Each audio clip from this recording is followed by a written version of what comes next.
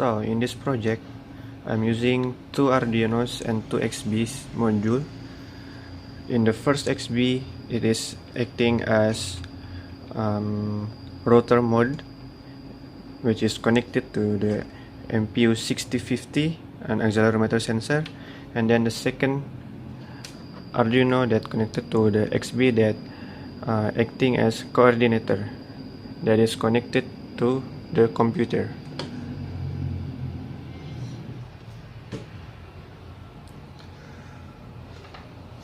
So in this case, the MPU sensor is attached to the string payload.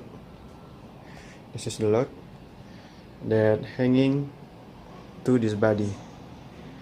So when the power is up, the system works whenever the sensor detects the orientational movement of the string. So the sensor reading reads by this Arduino and then send the data to the second Arduino with XB communication, and then finally the data can be shown in the computer with a graphical representation. So in the graphical result, we can see there is a three component here.